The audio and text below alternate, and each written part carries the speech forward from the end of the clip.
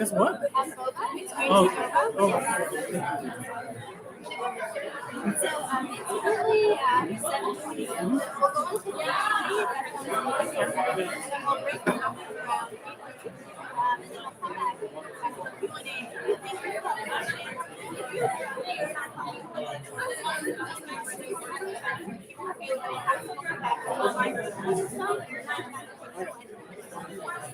You want me to do my little?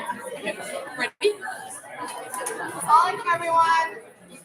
Assalamualaikum. Okay. All right. Thank you, Nisa. Assalamualaikum, everyone, again. Thank you so much for your patience. We are so excited to welcome Shaykh Umair Haseeb. Thank you so much, Shaykh, for being with us here today. I'm going to do a quick bio. He has been working in Islamic education and community for over a decade. Currently, he is serving as a director of religious affairs at Thalif Collective, and he is also currently pursuing graduate studies in Usul al-Fiqh from Al-Azhar University. Thank you so much, Shaykh. We're really honored to have you with us today. And as a reminder, this is the first part in a two-part series, so next week will be the second part. And then Shaykh Umair Haseeb will also be doing another session with the masjid on Saturday. And on Saturday, we also have another social in the morning, and that will be a Siraat French social. Make sure to RSVP for that if you haven't. We're really excited for it. And thank you so much, Shaykh. We're free to get started. And we are streaming over. Alhamdulillah, salatu wassalam ala rasulillah, subhanaka la ilma lana illa ma 'allamtana innaka anta alimul hakim. Allahumma ma fahmana illa ma fahamtana innaka anta al-jawadul karim. Sallallahu ala sayyidina Muhammad sayyidil awwalin wal akhirin. Habibul muslim muttaqin wa shuhada'i bis-salihin. Assalamu alaikum. Thanks for having me. I appreciate it. I apologize for being late. My flight got delayed for like an hour. So it was like it's already a monster trip from Chicago to like the Bay, because you guys are like in a different country. I don't consider you guys part of the States, unfortunately, alhamdulillah. But I think we sat in the airplane for like an hour and a half. And then you start to ruminate about like the purpose of your life and like what you're doing. You know what I mean? So it was a very deep, it's profound experience for me. Having said that, I guess the conversation that we're supposed to have is about empathy. And they told me to speak about empathy, which is weird because like I feel like sometimes it's something that I like don't have. The one that doesn't have something can't give it.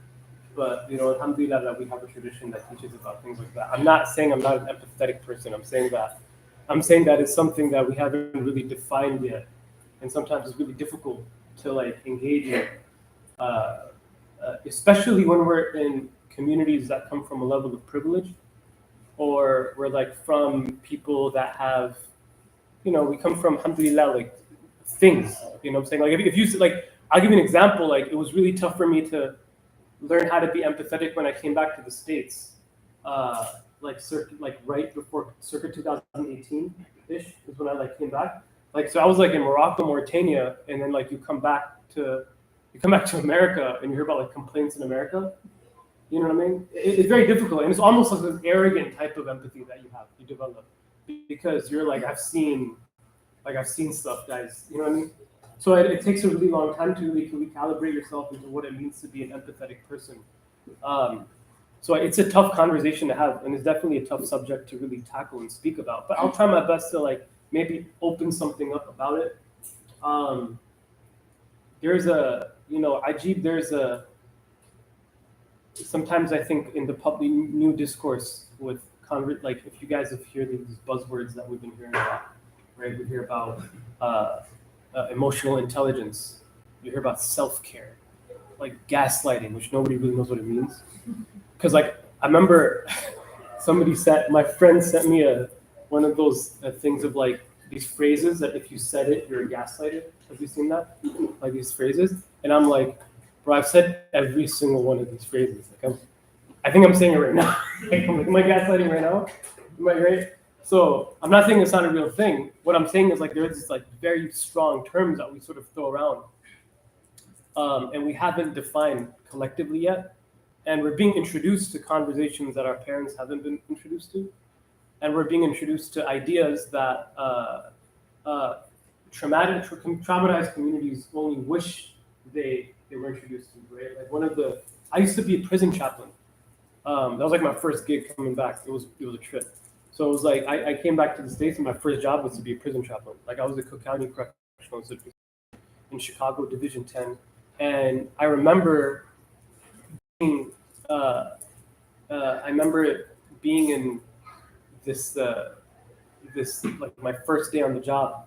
And I called one of my mentors who was also the chaplain before me, right? And he mentioned a story to me. I said, hey, I don't know what to expect. I've never been in prison before. Most of these guys, like this was a transitional facility, so most of them really haven't been found like guilty yet. There was a young brother that I met, I think he was 17 at the time.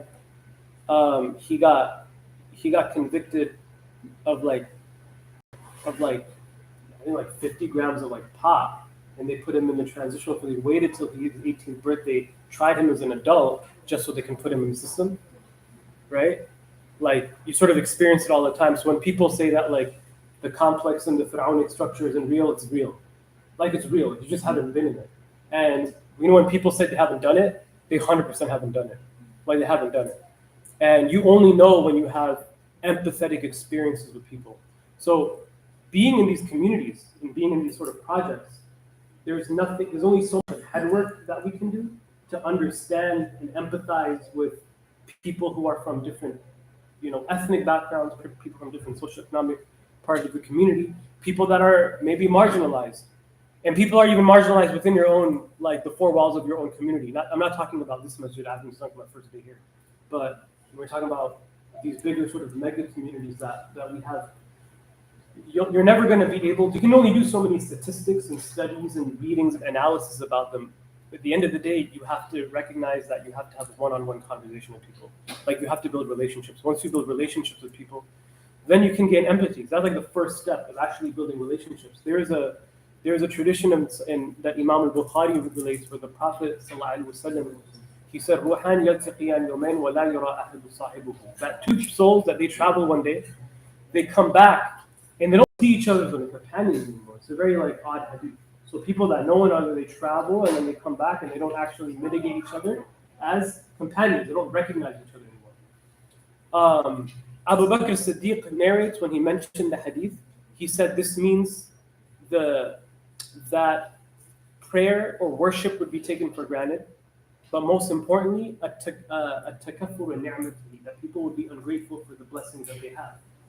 When Sayyidina Umair ibn Ishaq recognized this hadith, and he's one of the tabi'een, he related it. He said, when we heard this hadith, al-awwal ma khafana rafa Allah minna, the first thing that we thought God would like take away from us is ulfa, is intimacy. Is like a community. Like we're gonna be lonely again. Like we're not gonna have a community again. Like we're not gonna be. And what was COVID? Remember COVID happens? The first thing that's taken away from you is, yeah, you have qadallahu ma yasha. Those that's where we ask Allah to grant them Jannah and make it easy for them, and healing for the sick. But what was really taken away from us is a sense of like belonging. Like you had to be by yourself. You had to be in like divine court ordered khalwa, like spiritual seclusion for a little bit. And then you recognize how it was all of the complaints that you had about your community and your collective experience were to go out the window because you don't have a community anymore. You know what I mean? It's not there anymore. So what do you have to complain about? Not to say that there's not complaints to be made. There's not critiques to be made. But do I need a microphone? That's okay. Can y'all hear him okay? Can you guys hear me? Would you like a mic? I think it'd be better. Would it be better? It'd be better. Yeah. Let's see if it works. Could you hear me now? Is that better? Does it not work? It's not working. Hold on. Keep talking. We'll fix it. As I'm speaking? Yeah.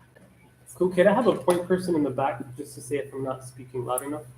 Because this happens all the time. Okay, I'm gonna do that. Raise your hand. I'm not speaking. So what was I saying? Something about. Oh yeah. Sorry. Thank you so much. There's an idea of like being the community is not there anymore. And that's why one of the verses that is related to ulfa, this idea of ulfa, which is like intimacy, is related in the Quran where Allah says, وَأَعْتَصِمُوا بِحَبْلِ اللَّهِ جَمِيعًا وَلَا تَفَرَّقُوا. That like hold strong into this rope of God and don't differentiate between one another.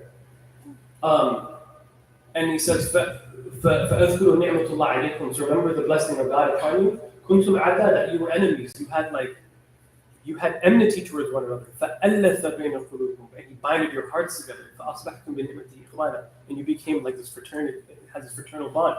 And in another verse in Surah Al-Anfal, Allah says that He tells the Prophet ﷺ, لَوْ أَنْفَقْتَ مَا فِي الْأَرْضِ جَمِيعًا, if you were to spend all of the wealth in the world, all of the resources in the world, all of the blessings that you were to give bestowed upon, and you spent it, like you gave it out, and you try to buy love, you try to buy a community. ما ألف بين قلوبهم ولكن الله ألف بينهم إنه عزيز يا أيها النبي حسبك الله حسبي الله والذين يتبعون من المؤمنين. Like, if you had all the money in the world, you wouldn't be able to bind their hearts, but God binds their hearts together.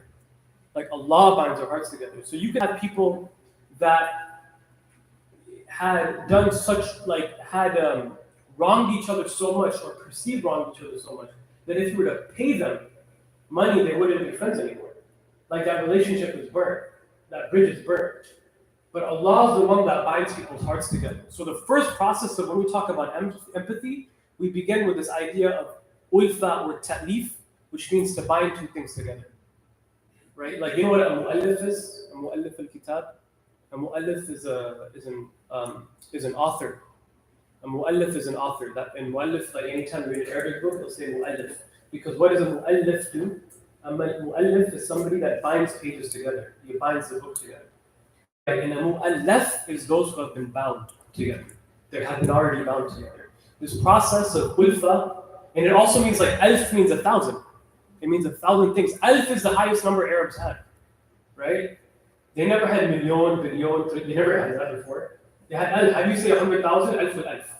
They never had that. Alf was it. You only had, that means everybody. That means the whole thing. How many goats could Arabs possibly have at that time? There were 1 billion goats. It was all Bitcoin. But they had this group of, like, this idea of the thousands, of the community that is built with the thousands. Medina is not necessarily like a full Muslim community when the Prophet ﷺ leaves to Medina. He doesn't come to Medina and see an entire community that is built and just like ready-made for him. You had people become Muslim, but you still had people that have not been exposed to Islam, i.e. Sharia hasn't even come down yet. Like, its legislation hasn't come down yet. And one of the first things that we're often taught when we study Islam is that the Prophet, peace be upon him, comes to Medina, and the first thing that he does is he establishes what? He does a masjid. That's not really true. One of the things that Khatib al-Baghdadi says is that the Prophet never really did that. The first thing he does is he says that كَانَ يُصَنِّفُ النَّاسَ وَيَفَصِّلُهُم. The first thing he does is something called tasnif. He starts to categorize people. So first he talks to the Ansar and then the Muhajir. And then you have this system called the buddy system, right? Remember he puts people together? How do you put people? Is it random? Like, you think he just went there and said, all right, guys, like, somebody partner up with somebody? No, he actually knew who his community was. So he actually begins by one of the Sayyidina Muhammad al-Alawi al-Maliki said, the Prophet's first response was to go to see who the Muslims were, who the immigrants were, who the Medini residents are, and then to see who the widows are, and then to see who the orphans are, and then to see who the Jews are, and then see who the Christians are. So he started to, like, label everybody, categorize people in his head. Are you following what I'm saying? Like, he starts to categorize people in his head.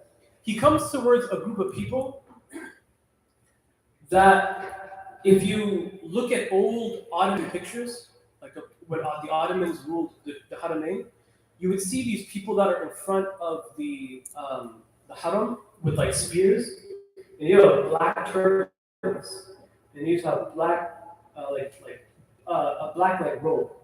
These should just all dress in full black, and these should guard the Haramain. Rewind to the Prophet's time, alayhi salatu wasalam, he finds a group of people that are sort of like, and this is narrated in Ibn Ishaq and other narrations, that he sees a group of people that are kind of like by themselves. Nobody's talking to them. There's no real, like, they're clearly not, like, they're part of Medina, but it's sort of like, they're not part of the squad. Like, you guys watch Mean Girls? I just watched it for the first time 2 weeks ago, so it's still fresh in my head. I leave the South Side for this. But if you remember how it starts off the first part of the movie where it starts like to categorize all the people in the school. You know what I'm talking about? Okay, astaghfirullah, I watched the movie. Like what? Like I don't know why I'm not getting a reaction. Like I know you guys have watched Mean Girls. I know you guys have watched it. Like it's a safe space for me. But you remember that part?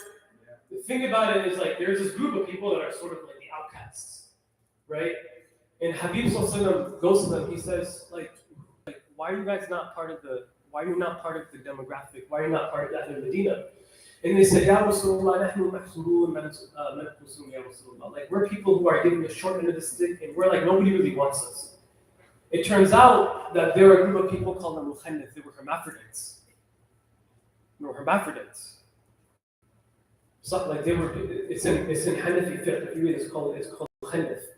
And nobody wanted to naturally, like they were sort of the untouchables. And he said, we're lahnu al-asfal min al-nas. Like we're the lowest of the people. And he said, who told you that? Like who told you that? And they said, ma'ruf 'inda an-nas ya Rasulullah.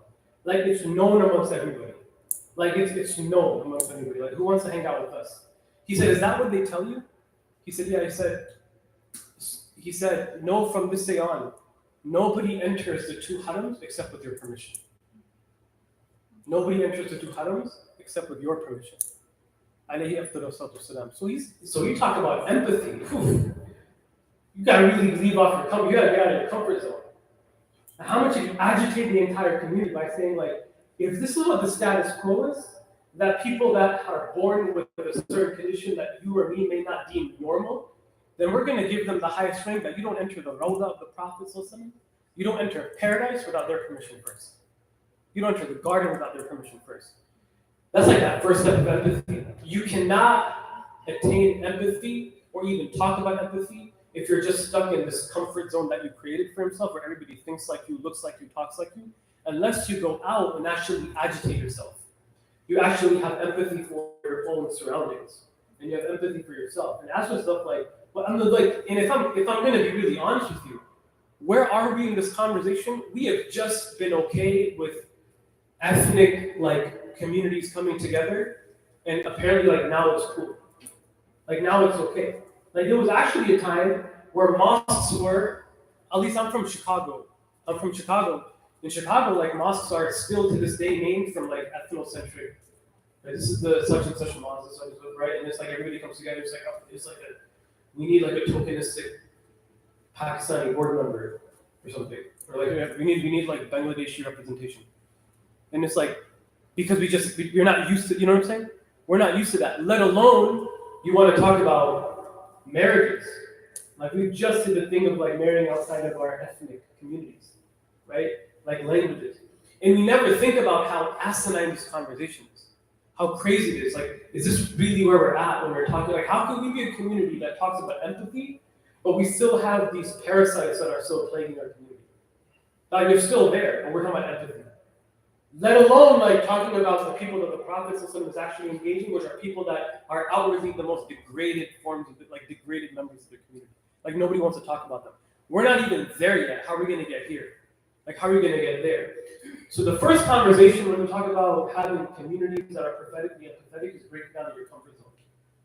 It's like being okay to like leave and visit community members without, like your iman can't be so weak that if you are with people that look like, have a different iteration of Islam than you or a different iteration of a different culture than you, it can't be that weak that it's going to break that fast. It's going to break that fast. There's a story I remember of one of my teacher's teachers. His name is Sidi Muhammad ibn Habib.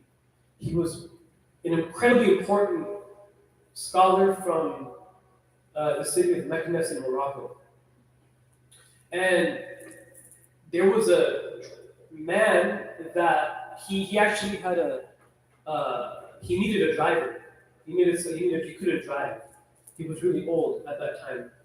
He couldn't see really well, so he put up like a driver hell wanted sign. And somebody said there's a great brother, his name is Muhammad Ali. Amazing brother, but he has one issue. What's that? He said he drinks a lot. Like he drinks a lot. Like a lot. And he said, yeah, I mean, okay, you could bring him and have a conversation. Where does he live? He said he lives in a brothel. It's like, okay, ahlan wa sahlan. True story, right? Also, it flips the script. You remember the golden age of Islam where there was nothing, everything was like, nobody committed sins and everybody was amongst the awliya, salihin, right? Remember that story? Yeah, it's not true. You had people that were engaged. And his name was Muhammad Ali. Like, he named after Sayyidina Muhammad and Sayyidina Ali. He was in a brothel. You know what I'm saying? He comes to him and he says, you want this job? The sheikh goes like, you want to be my driver? He says, yeah, of course. He's like, just in one condition, like when you're on the job, just don't drink. Which you're just like, oh, the sheikh has a spiritual like insight. No, the sheikh's like, no DUI, bro. Like, just don't drink and drive. Like, I don't want my driver drunk and driving. He was like, no, right? So he goes, okay, cool. Like, you got it. You got the job. Now, after that, never a conversation of alcohol. Never mentioned how he lived. Never mentioned anything about him. He would just drive the sheikh around. The teacher would feed him, take him to places of like dhikr, take him to visit other like students of his, take him to his like durus, his public, gatherings. Until about like 2-3 weeks, a month goes by. And the Muhammad Ali comes up to Shaykh Habib and he says, ever since I've been been with you, I've been inspired to like recommit to praying. So I've been praying 5 times a day, but is there a place, that I can move out? I feel a certain way of praying in the brothel, like where all the stuff is going on, right? And the sheikh said, yeah, of course. He said, come here. He takes him up to like a room.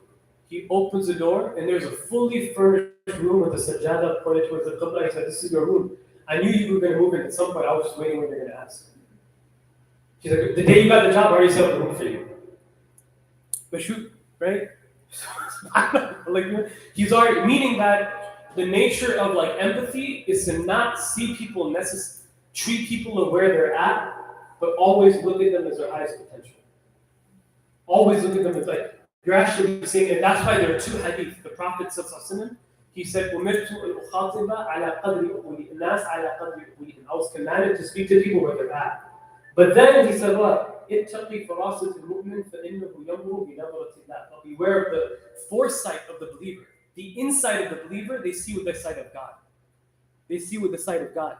So as you're dealing with people where they're at, whatever difficulties they're going through, whatever trauma they have to attack, wherever they are, even in religiosity, you have to have a firm commitment. Like, they're going to become the highest and the most important members of our society, because that's not just like some utopian belief that we have. That's what the Prophet did to the Sahaba. Isn't that what he did to the Sahaba? Like, isn't that all of the stories of companions? How many stories of companions do you have to hear over and over again to be like, bro, they wouldn't spend a day in our mosque without being excommunicated, in our communities without being excommunicated, right? Like, he's already established their wilayah, their sainthood with Allah, their friendship with Allah. Going back to the story, the sheikh ends up passing away, right? Like, he ends up passing away, and Sayyidina Muhammad bin Habib was like depressed. He's like, this sort of father figure of his life passes away. And he decides like he doesn't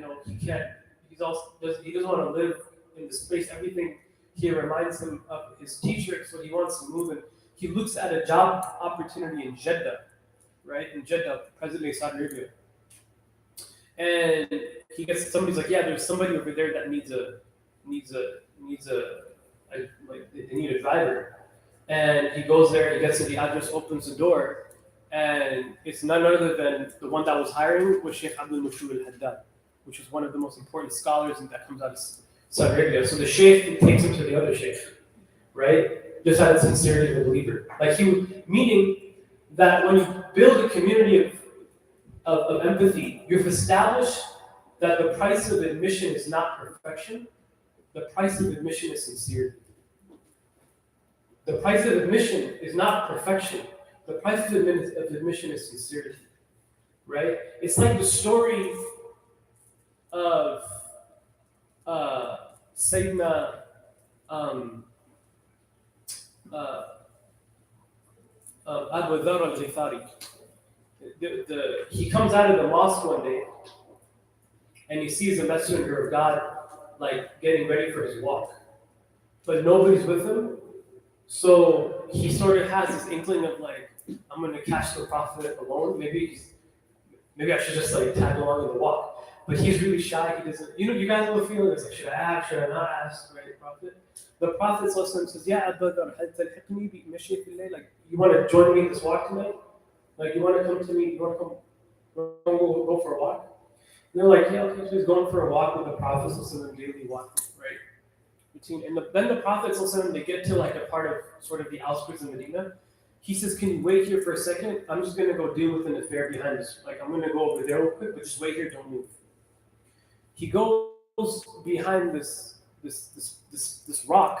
You can't really see him. And Abu Dharr is sitting on the rock, and he starts to hear like whispers. Like, there's conversations, like somebody's talking. The Prophet is necessarily talking, and it's getting really intense. So he thinks that something's going down. So he's like, should I? But the Prophet said, stay. So he's actually like really conflicted.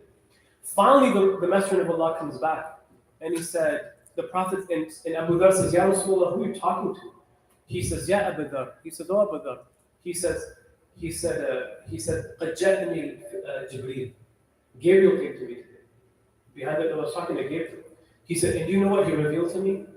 He said, what? He said, Man qala la ilaha illallah, whoever sincerely says there's no God but God, دَخَلَ جَنَّةً وَلَوْ كَانَ سَارِقًا وَكَانَ زَانِيًا. He said, whoever says there's no God but God will enter the garden, even if they're a thief or a fornicator. And then he says, even if they're a thief or a fornicator, Messenger of Allah, he said, even if they're a thief or a fornicator. Then he says loudly, like, are you sure? Even if they're a thief and they're a fornicator? He says, even if they're a thief and a fornicator, وَلَوْ كَانَ صَارِقًا أَوْ زَانِيًا وَأَوْ عَلَى الْعُنْفِ أَبَا سُفْيَانَ.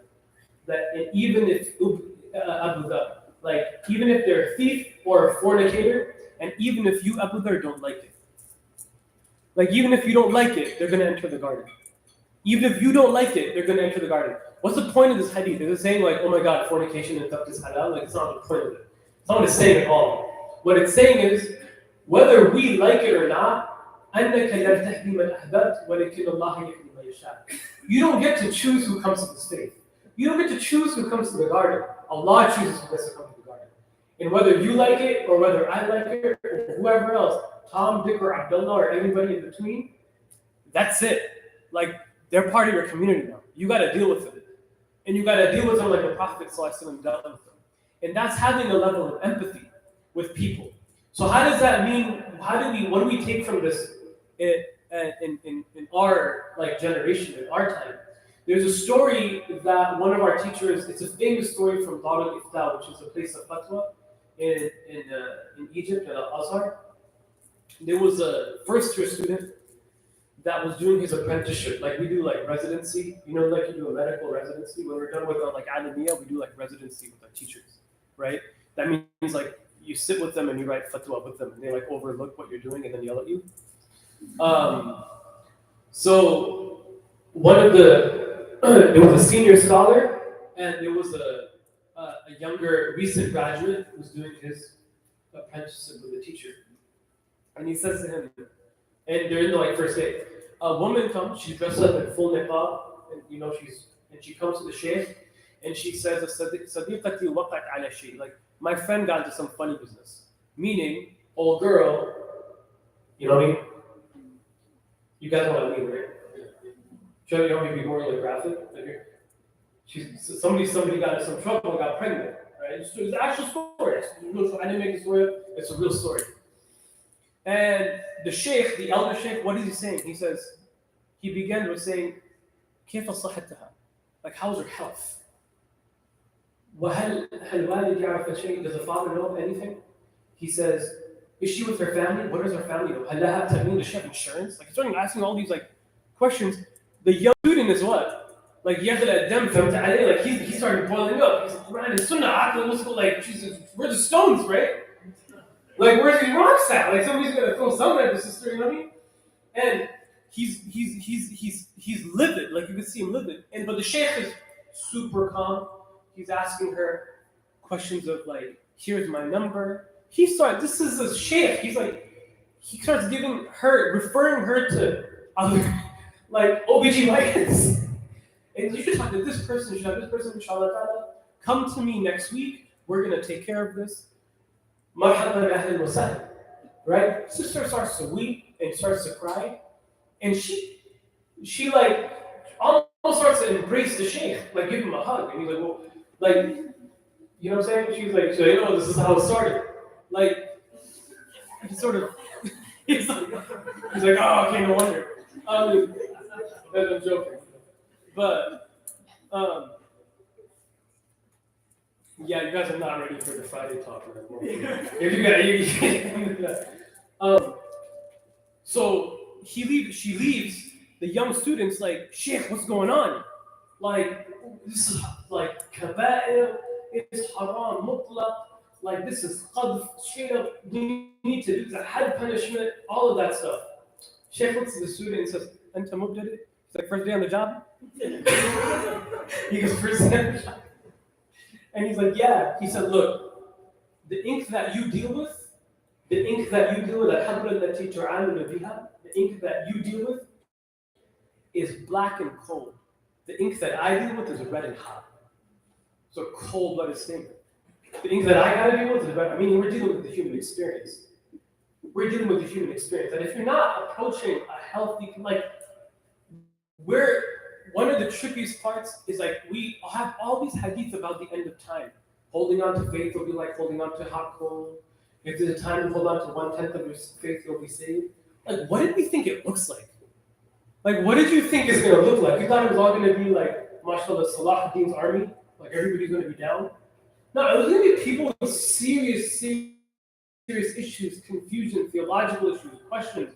You're gonna have conversations of people going through like all of the, you know, my little brother's like 17, and I see, and he's 17, like, this is recorded, so I'm not gonna, I keep this live stream, but he's, mashallah, he's like my favorite dude in the world, but he's 17, and I look at sort of the things that he has to deal with on a daily basis, and the influences that are coming from every single side, meaning from like your phone to the schools to like the social community to like going to healthy Muslim spaces or vis-a-vis going to Muslim spaces where somebody's going to say something about something, right? Like, you know, the Warner Brothers. You ever met the Warner Brothers before? Like, they come to the masjid, they're always warning you about something.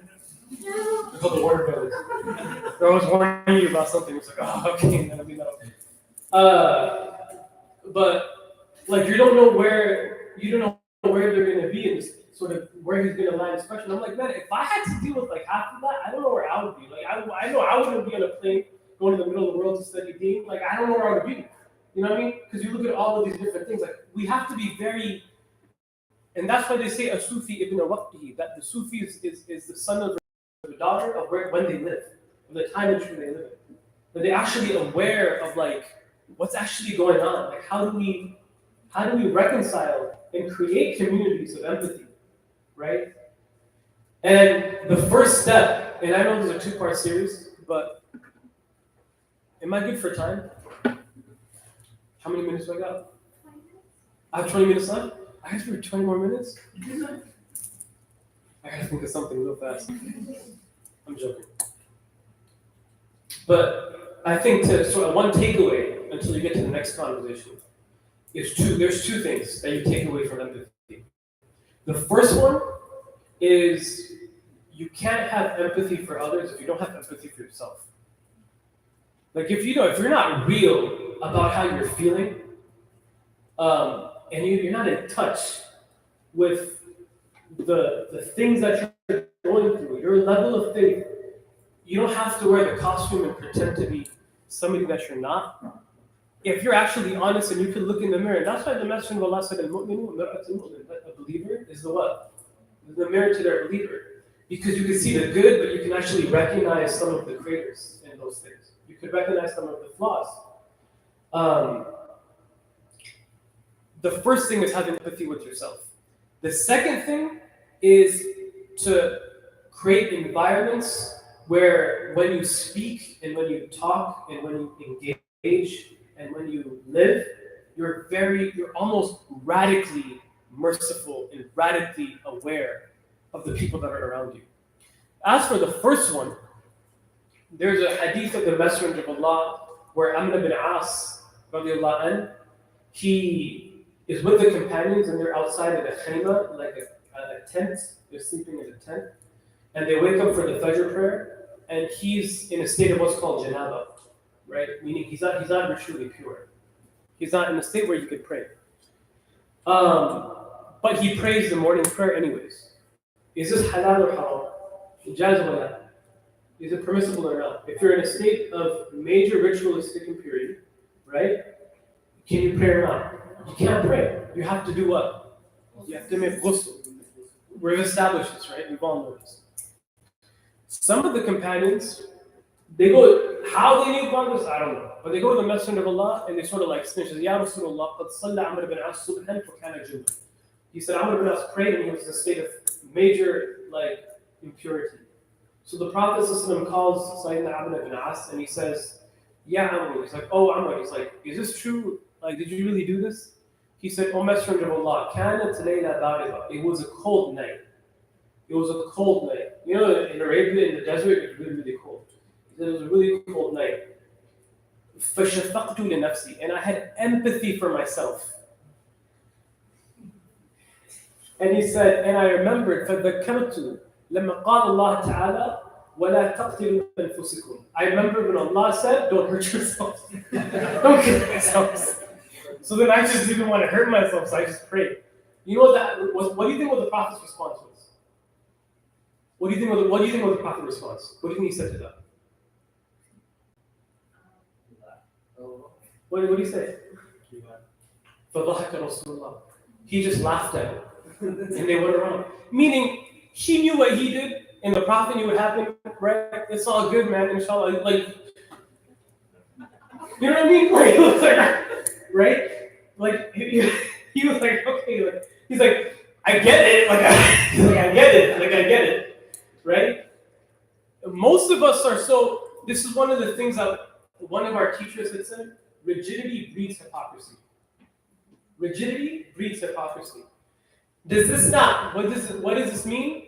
Be rigid on what you need. Be rigid on the things that you have to be rigid about. Like be rigid on your prayers. Like get your prayers in. We're rigid on Muslim clothing and the way we represent ourselves, but we're not rigid in ghiba and backbiting and slander in our communities. Who's not, who are, calling other people out publicly. We're not rigid. Like for some reason, like backbiting has become like this weird thing. It's like it's okay because it's always jaiz. Right? Because we're doing it in the form of righteousness. We're calling to good. It's like, but are you? You're a blue bottle, bro. Like, what are you doing? You know what I mean? Like there's like all of the things that need, and that's why the Messenger of Allah sallallahu alaihi wasallam said. He said that Inna Allah yuhibbu an yu'ti rukhs kama yuhibbu an yu'ti awazima. Allah loves to give dispensation, which is a big word for like excuses, like ease. Like he likes to give things that are firm, awazima, like mandates. Don't confuse the dispensation for the mandates and the mandates for the dispensation. You have one side of our community at times where everything is awazima. If you don't do it, khalas, jahannam, hellfire, it's all bad. You have to do things in this way. You got the checklist, you got to hit up, right? All of that. That will inevitably lead to people being in a state of kufr. They'll leave the deen. They'll leave the religion. They'll have. They're not going to be part of like the thing, right? And you'll burn out, right? You'll burn out. You're not going to do your qira'ats. You're not going to do your wirid. You're not going to have time. You're going to have a hard time with all the things that you're supposed to have an easy time with. And then you have the other extreme where everything's a dispensation. Like everything's okay, right? What happens when everything is okay? When you say everything is okay, what are you saying? What happens? You're saying that everything now is no longer a what? Is no longer a sin. What does the Prophet say? He says, وَالَّذِي نَفْسِ بِيَدِ Muhammad نَفْسِ بِيَدِ I swear by the whole soul in which Muhammad's hand is on. وَلَوْ كُنْتَ الْقَوْمَ الَّذِي لَا يَذْنَبُ If you are people that never sinned, ذَهَبَ اللَّهُ بِكُمْ Allah will wipe you out of the face of the earth, replace you with the people. That sin, وَيَسْتَغْفِرُ اللَّهُ فَغَفَرَ اللَّهُ That they would ask Allah for forgiveness, Allah would forgive them. Meaning, you rendered yourself sinless, because everything I do is okay. Everything I do flies. Who's sinless? Only Allah and the Prophet Muhammad sallallahu alaihi wasallam. Right? That the moment you say every single thing I do is if everything becomes dispensation, then you won't have empathy for the person that actually tries. And on the other side, if everything becomes rigid, you won't have mercy for the one that actually what? Tries. That people will forget to, people get burnt out. That's the first thing. So you need to have understanding yourself, like what's my negotiables and what are my non-negotiables? Like no matter what sort of difficulty that I'm going to, I'm never going to leave the salah. Like that's going to be it. That's my bread and butter. And if you listen, make tawbah and make up the prayer. Just make up the prayer. I'm never going to be somebody that engages in slander. What about it? Al-ghiba ash-shayba min 70 zina, because backbiting is worse than 70 counts of fornication. It's 74. Are you guys following me? 70 counts. So somebody comes and says, you're with your local MSA, you see the your brother, your sister, the MSA, or whatever, and some brother says something like, oh man, that spot's just a hookup spot. Habibi, you just committed people of zina, bro. You haven't heard this? Wallahi, you've heard this. You've heard people talk like this. Like we've normalized this stuff where we're not even at empathy, where we're just like throwing it under the bus. Well, we're driving the bus, throwing it under the bus. Like you're riding the bus. You know what I mean? Like it's that's really what it comes down to. So if you can't have empathy towards yourself, and usually why are people like that is because they fail to find empathy within themselves, and it's a deep insecurity. So you have to invalidate other people's faith to validate your faith. That's one of the diseases of the heart. That's the first thing. So you have to have empathy with yourself. You have to have empathy with yourself. You have to give yourself time. You're not going to be like super Muslim overnight. But if you're not going to be, in Allahu Alam, your sin, intention is better than action. Intention is better than action. If you have a sincere intention, and if you nurture that intention, then as the poet says, that thing would blossom and flourish like a flower, and you would see petals on it that you couldn't even imagine. You would see colors come out of that which you wouldn't even imagine. Sibghatullah. وَمَا أَحْسَنَ اللَّهِ سِبْغَةً, the colors of Allah, and what is more beautiful than the painting of Allah, than the portrait of Allah, that you will inevitably become a portrait of God. You become a painting of God, but you have to give yourself time. You have to give yourself time. فَهُوَ الَّذِي صَوَّرَكُمْ بِأَحْسَنِ الصُّوَرِ. He made you in the most beautiful way. So when you look at yourself, you don't have empathy with yourself. Physically, I don't look like the way I'm supposed to look. I don't, right? Even outwardly, no. You were made. You couldn't make yourself better if you wanted to. If you wanted to, you couldn't paint yourself better because you're a portrait of God. You're a portrait of God. And then the second is now recognizing everybody else as a portrait of Allah. I'll push it: the believer and the non-believer, the animate and the inanimate. They're all portraits of Allah, whether you like it, whether I like it doesn't matter. They're all from the creation of Allah. They're all khalqillah. And that's why you have to be very concerned on mu'amala and having empathy on how you treat people. And this is a very basic concept, right? Like empathy will only, and that's why the more you worship and the more ibadah you do, the more your empathy with other people will grow. And if that's tough, ask Allah to make you empathetic. Ask, if it's hard for you, ask Allah. Pray at night, ask Allah, Allahumma make me somebody who's empathetic. Allahumma ridna shafaqati wa awatifihi wa khayru min al-nas. Oh Allah, give us empathy and give us emotional stability and make us amongst the best people. Like ask Allah for that. And you have to be aware of everything that your community is going through and be sensitive to the actual needs of your community. As Allah says in the Quran, فَبِمَا رَحْمَةِ اللَّهِ لِنْتَ لَهُمْ إِذْ كُنْتَ فَضًّا غَلِيظَ الْقَلْبِ لَنْفَضُّوا مِنْ حَوْلِكَ. Like you show the mercy of the Lord that you had, you were sensitive to people. If you were harsh-hearted, they would have fled away from you. They would have fled away from you. And that would end with the story of just being sensitive with people, just being aware of people. It's a story related again in Ibn Ishaq and Hafiz al-Manawi, where like the Prophet ﷺ is in his mosque and two parents come to him. So, Ya Rasulullah, فَقَدْنَا وَلَدْنَا, we lost our kid. We lost our kid. Where did they lose their child? They lost their child in the outskirts of Medina. If you have kids, you ever lose your kid at like Ross for a split second? What happens to your heart? It goes straight to the stomach, صح? You're like, where's the, whatever, you start to freak out. Or you just don't know where they are, right? It's your child, it's your baby.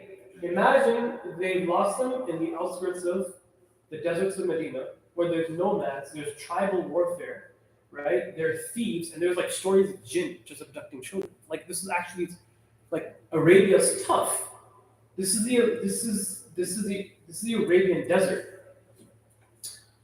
So the Prophet ﷺ does what? Does he say, oh hey, I hope you find your kid, right? Allah make easy. You know, let's go find your kid. Let's go find your kid. Spends all day looking for